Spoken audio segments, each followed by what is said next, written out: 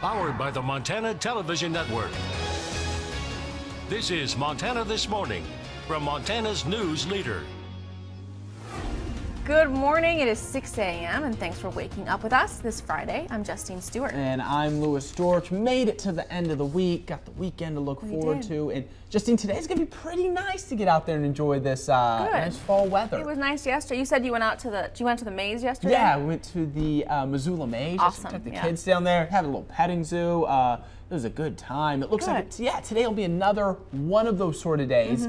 Then by the weekend, we're going to bring in some cooler temperatures. We're going to bring in some rain and snow, and the winds are really going to pick up as well. So yeah, if you can't, try to get out this afternoon. It's going to be a nice Friday. Sunny, a little bit breezy, especially northwestern Montana. Temperatures in the 60s. Tomorrow, though, scattered snow, rain, and the winds are going to pick up. That's going to stick into Sunday. Next week, a quieter weather pattern will shape up. Sunny and nice Monday through at least Wednesday and Thursday of next week. Here's your Friday forecast. We'll see 63 in both Missoula, Kalispell, and Hamilton, 61 in Polson. Notice that, sunny skies and breezy northwestern Montana. So it's going to be a bit breezy in Kalispell and Polson. We'll see sunny and nice Hamilton, mostly sunny in Missoula. It looks like Governor Steve Bullock and the legislature are headed towards a special session to help fill the state's $227 million budget hole. But Republican lawmakers are saying the governor must decide some substantial spending cuts on his own. MTN's chief political reporter Mike Dennison has the latest on the state's budget crisis. Governor Bullock has the power to cut state spending up to 10% to balance the state budget battered by firefighting costs and revenue shortages. But he and others have been saying those cuts go too deep. I don't think that's what Montanans want. So a special session could relieve us of some of cutting those essential services that Montanans rely on. On Thursday, a key legislative budget panel essentially agreed. I don't think that the majority of folks anywhere in this committee or across the state believe that this little 10% cut, this full 10% cut as presented, is realistic. Obviously, it'll be some subset of this cut that the executive will arrive upon, potentially half, potentially somewhere in that area. And then we are going to have to look at other areas. The Bipartisan Legislative Finance Committee recommended that when Bullock decides on spending cuts, he should choose those with the least impact on Montana's most vulnerable citizens and on local property taxes. But the panel didn't identify a number Bullock should aim for or endorse any other specific proposal to close the budget gap. However, individual members did outline some ideas. Temporary increases in consumption taxes such as liquor, tobacco, or rental cars, budget transfers, or reducing the amount of year-end reserves that are now required by law. Yet they also said economic times are tough in parts of the state like eastern Montana and that tax increases should be kept to a minimum. These are real people we're talking about raising taxes on, and they don't have a lot of money to spend extra taxes. So I think it's just important to see the other side of the coin as well, and I think we need to work together and find a balanced approach to get through this until times are better for all of us.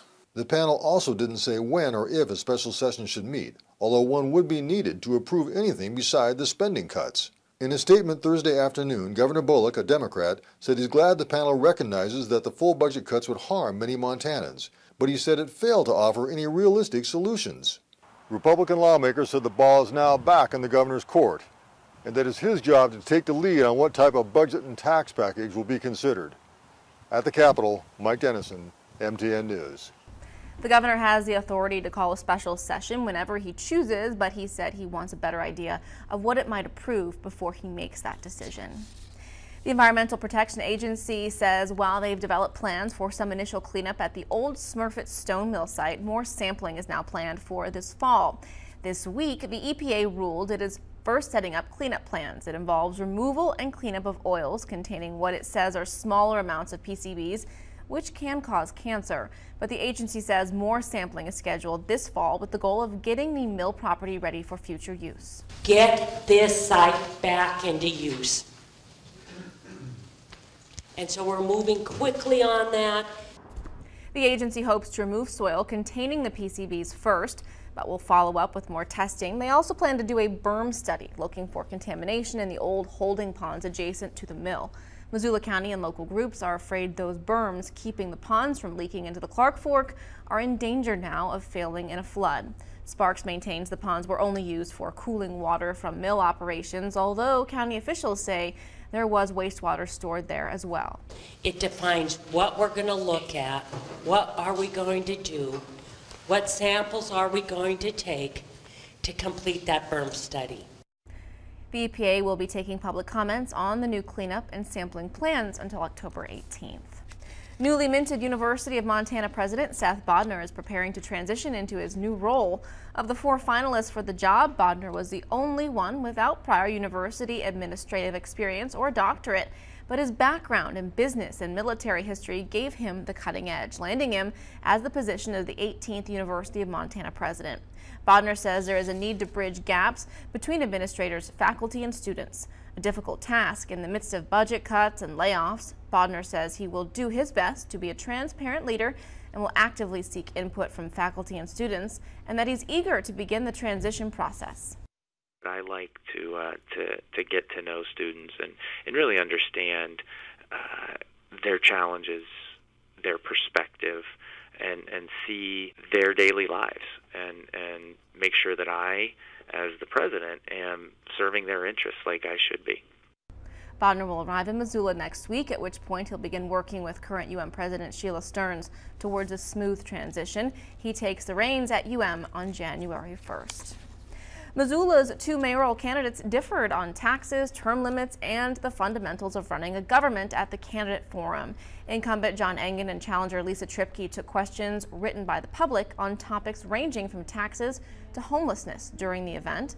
As questions written by the public were answered, the differences between those 2 candidates became clear. I absolutely think the city should be run like a business. I spent 10 years working in nonprofits, and I've spent the last 8 years working for Cost Care. And in all of my positions, we've been required to set budgets, set timelines, and come in on budget and on time. The city should absolutely not run like a business. There are certainly principles of business that we can apply to municipal operations. The fact of the matter is, if I ran the city like a business, I'd do whatever the hell I want. And that ain't the way democracy works, and that's not the way our community works, and that's not the way any of us are wired. My taxes have gone up 27% in the last 4 years. And then to know that the goal is, or the intention, and you use the word intention, that they're going to go up every year, it's unaffordable. I will always match taxes to meet appropriate expenses, and most of what we pay for at the City of Missoula through our general fund is public safety, and I won't compromise public safety for the sake of telling you that we're lowering taxes. Engen and Tripke face off in the mail-only municipal election November 7th. Ballots will be delivered later this month. All right, let's send it on over to Lewis now this morning. He's got your weather on the 8s. All right, thank you, Justine. Good morning, everyone. And yeah, we are waking up with some fog in places this morning. So around Missoula, heading up north towards Kalispell, especially down in the valleys.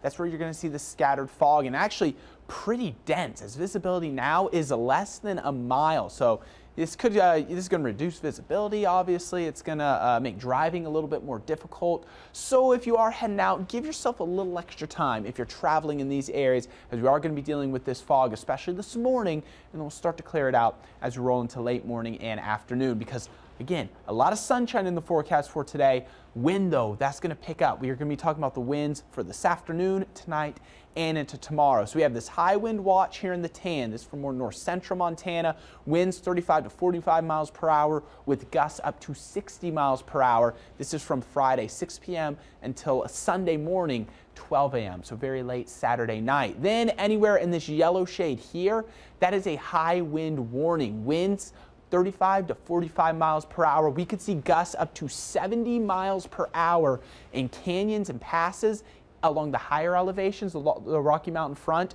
could see wind gusts up to 80 miles per hour as the system approaches. So very windy today, and this is from Friday 3 p.m. until Sunday 12 a.m. is that from that time frame. And then one more to talk about, lake wind advisory for Flathead Lake here in the tan. Winds 15 to 20 with gusts up to 35 miles per hour. Wave heights 1 to 3 feet. So yes, we are going to be talking about the winds today, especially northwestern in north central Montana. So let's go ahead and look at this. Future winds will stop it this afternoon at around 3 p.m. Notice pretty breezy across the state. Really though, north central, northwestern Montana, that's where the strongest winds are going to be. We'll say breezy Missoula, winds gusting into the 20s, and then becoming weaker the further south you go. Tomorrow though, behind the front, that's when we're going to see the strongest winds all across Montana, with winds gusting upwards around 30 to even 40 miles per hour here in western Montana. Sustained winds anywhere from 20 to 30. So just keep that in mind for whatever plans you may have. Here's your 7-day forecast. Missoula 63 today, 53 tomorrow, 49 Sunday with scattered rain and snow showers, and nice next week, temperatures in the 50s. Kalispell, we'll see those scattered showers again for the weekend, and then we're going to warm it up as we roll into next week with 54 Monday, 58 by Tuesday. All right, looks pretty good. Thanks, Lewis. And stick around, we're back with more. But first, here are some birthdays for you this morning.